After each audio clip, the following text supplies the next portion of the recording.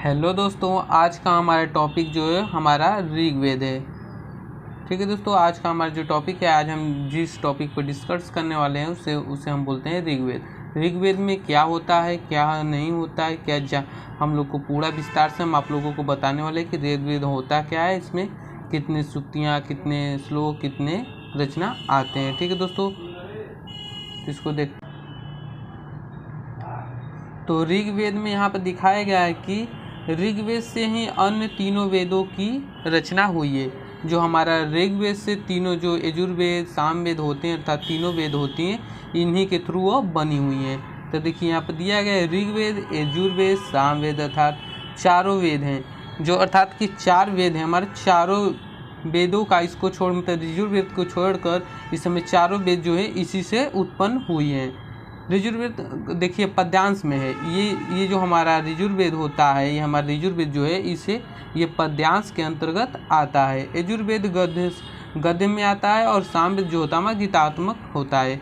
यजुर्वेद दुनिया का प्रथम ग्रंथ है। देखिए ये इंपॉर्टेंट क्वेश्चन आता रहता है, दुनिया का प्रथम ग्रंथ इसे माना जाता है और हिंदू धर्म का सबसे बड़ा ग्रंथ इसे माना जाता है। ठीक है दोस्तों, यूनेस्को ने देखिए यूनेस्को एक दार्शनिक थे, विज्ञानियों ने यजुर्वेद की स्थापना जो होता 1800 ईस्वी से 1500 ईस्वी पूर्व की लगभग 300 पांडुलिपियों की सांस्कृतिक धरोहरों की सूची में शामिल किया। जो इन्होंने जो राइटर थे मतलब एक जो विदेशी दार्शनिक थे, इन्होंने 30 पांडुलिपियों को सांस्कृतिक धरोहरों में शामिल किया। ठीक है दोस्तों, क्लियर हो गया।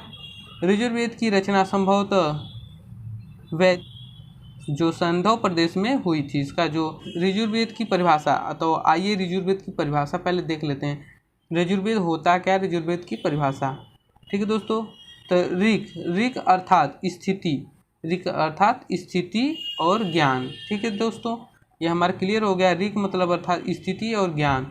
ऋग्वेद से सबसे पहला वेद है। ऋग्वेद जो है हमारा सबसे पहला वेद माना जाता है। ऋग्वेद हमारा सबसे पहला वेद माना जाता है। यह पद्यात्मक है। क्या है, यह पद्यात्मक है। इसमें सब कुछ है, इसमें जो होता है हमारा सब कुछ है। यह अपने आप में ही एक संपूर्ण वेद है। ये अपने आप में ही एक संपूर्ण वेद है। ऋग्वेद अर्थात ऐसा ज्ञान जो ऋषियों के जो बंध है मतलब ऋषियों के द्वारा उत्पन्न किया जाता है। हजारों साल जैसे नहीं होता, हजारों लाखों ऋषियों का एक संग्रह, या बोले जिसे होता है बहुत सारी शक्तियाँ मिलकर बनती हैं, उसी तरह हजारों ऋषियों का ज्ञान जो है इसमें ऋग्वेद में हमारा स्थापित है। ठीक है, क्लियर हो गया। अब यहाँ पर देख ले ऋग्वेद का परिचय। ऋग्वेद का हमारा परिचय जो होता है, ऋग्वेद का परिचय हम लोग देख लेते हैं। इसमें 10 मंडल अध्याय में देखिए, इसमें 10 मंडल हैं। ठीक है दोस्तों, 1028 सूत्र होते हैं, जिसमें 11,000 मंत्र होते हैं, मात्र बोल सकते हैं उसे मंत्र होते हैं हमारे। ठीक है दोस्तों, प्रथम और अंतिम मंडल समान रूप से बड़े होते हैं। ठीक है दोस्तों, क्लियर हो गया। ये एग्जाम में भी पूछा जाता है। ठीक है दोस्तों, आपके कभी एग्जाम देने जाते हैं बीएससी या बीए का, अरे बीए का हमारा जो 8 विभाग का होता है, तो इसमें कहीं आ जाता है, एंट्रेंस एग्जाम में पूछा जाता है। प्रथम और अंतिम मंडल रूप से सबसे बड़े हैं। ठीक है, इसमें सूत्रों की संख्या देखिए, इंपॉर्टेंट नोट्स, इसे नोट्स कर लीजिएगा आप। सूत्रों की संख्या जो 191 है। ठीक है दोस्तों, और सबसे इंपॉर्टेंट टॉपिक बार बार पूछा जाता है, इसमें मंडल कितने, तो हमारा क्लियर हो जाएगा। 10 मंडल है, 128 सूत्र हैं। ठीक है दोस्तों, अब मंत्र जो हमारे हैं 10,580 जो हमारे होते हैं, ये हमारा मंत्र हो जाएंगे। ठीक है दोस्तों, क्लियर। दूसरे 7वें मंडल तक का अंश ऋजुर्वेद जो हमारा ऋग्वेद है, हमारा अंश ऋग्वेद का श्रेष्ठ भाग है। 8वें और प्रथम जो हमारे 1 मिनट दोस्त, ये 8वें और प्रथम मंडल प्रारंभिक में 50 सूत्रों से समानता है। ठीक है दोस्तों, ये क्लियर हो गया टॉपिक। एक बार और हम देख लेते हैं इसे हम दूसरे और 7वें मंडल तक का अंश ऋग्वेद जो हमारा ऋग्वेद का श्रेष्ठ भाग है। ठीक है, ये क्लियर हो गया, ये एक श्रेष्ठ भाग है।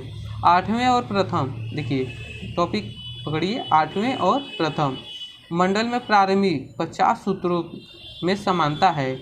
जो हमारा 8वां और प्रथम है, इसमें हमारी कितनी की समानता है, मंडल में प्रारंभिक हमारे 50 सूत्रों की संभावना है। ठीक है दोस्तों। अब यहाँ पर देखिए, ऋग्वेद में 2 प्रकार के विभाग जो हैं, विभाग या होते डिपार्टमेंट मिलते हैं, ठीक है, क्लियर। पहला जो हमारा होगा अष्टक क्रम में और दूसरा मंडल क्रम में, ठीक है दोस्तों, क्लियर हो गया। पहला अष्टम क्रम में, दूसरा मंडल क्रम में। अष्टम क्रम में समस्त ग्रंथ 8 अष्टकों तथा प्रत्येक अष्टक 8 अध्यायों में विभाजित हैं, ठीक है दोस्तों, क्लियर। नहीं क्लियर तो चलिए एक बार और देख लेते हैं। अष्टम का प्रथम देखिए दिखा है ना यहाँ पर, अष्टक प्रथम में समस्त ग्रंथ 8 अष्टकों तथा प्रत्येक अष्टक 8 अध्यायों से विभाजित हैं, ठीक है, क्लियर। प्रत्येक अध्याय वर्गों में विभक्त, प्रत्येक अध्याय वर्गों में विभक्त हैं, ठीक है दोस्तों, क्लियर। समस्त वर्गों की संख्या 2006 है, ठीक है, 2006। इसी प्रकार मंडल क्रम में समस्त ग्रंथ 10 मंडलों में विभाजित हैं।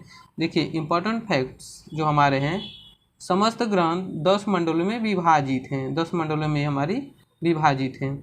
मंडल अनुवाक, ठीक है, अनुवाक सूत्र तथा सूत्र मंत्र या जो हमारे रचनाएं हैं विभाजित हैं 10 मंडलों में, ठीक है। तो 10 मंडलों में हमारी कितनी रचनाएं विभाजित है, तो हमारे 10 मंडलों में 85 अनुवाक हैं हमारे, 1024 जो हमारे ये हैं सूत्र हैं, ठीक है दोस्तों। 1024 हमारे क्या हो जाएंगे, 1024 सूत्र हो जाएंगे।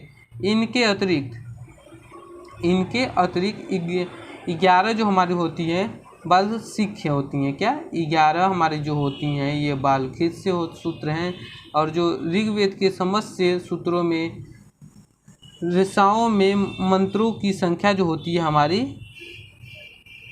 ये हमारा 10,600 मंत्र की संख्याएं हो जाती है। मंत्रों की संख्या हमारी कितनी होती है, तो 10,600 हमारी मंत्रों की संख्याएं होती है। तो हम उम्मीद करते हैं वीडियो आपको पसंद आया होगा, और ऐसे ही फैक्ट्स और टॉपिक के इसे अलग अलग पार्ट में हमारा वीडियो आता रहेगा। तो चैनल को सब्सक्राइब करके वीडियो को लाइक ज़रूर करिएगा।